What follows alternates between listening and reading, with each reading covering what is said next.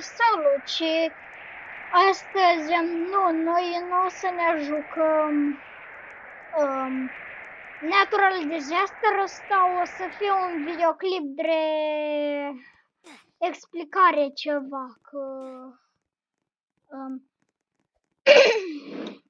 chestia este că nu o să postez până sâmbătă.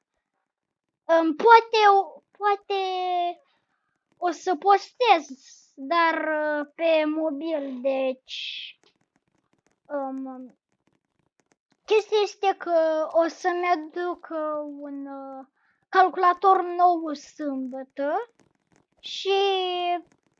și cine știe, poate încă o să fac videoclipuri, dar o să iau o mică pauză, o să decid dacă să fac videoclipuri și haide videoclipul ăsta să nu fie plictisitor, deci o să ne jucăm Natural Disaster și o să vorbim despre asta. Chestia este că m-ați văzut în videoclipul cel unde am filmat cu Natural Disaster, nu o să postez sau poate o să postez până sâmbătă. Cine știe, puteți să aveți noroc și să postez până sâmbătă. Scrieți în comentarii părerea voastră dacă ați vrea sau nu. O să iau o mică pauză de YouTube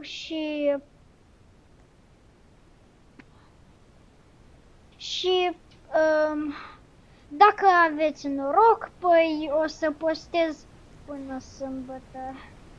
Dacă nu, păi nu o să postez. Tot una, o să decid eu. O să decid eu și uite că tsunamiul a plecat. Și vom vedea. Aș putea să fac ăsta drept short, dar l-am filmat pe calculator și ia uite, o fată zboară. Cred că e skin de al ei sau face un emoji.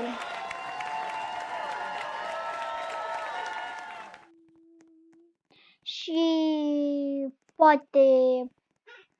poate o să filmez astăzi 2 videoclipuri, nu știu. Dar ce este mai important este dacă o să postez. Ia uite, mergem aici.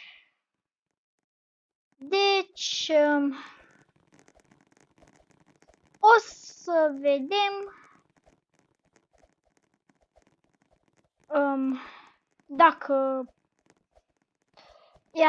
dacă videoclipul ăsta strânge vreo 15 like-uri sau 10, păi o să postez până sâmbătă. Ok? Deci acum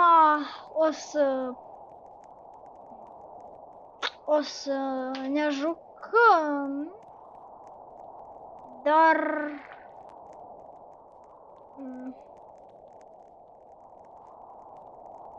uite aici.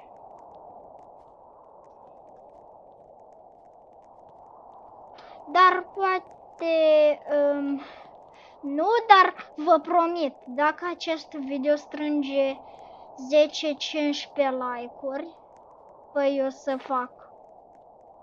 Vă promit. Vă promit. 10-15 like-uri. Dacă vreți strângem 10, dacă vreți 20, 15, cum vreți. Deci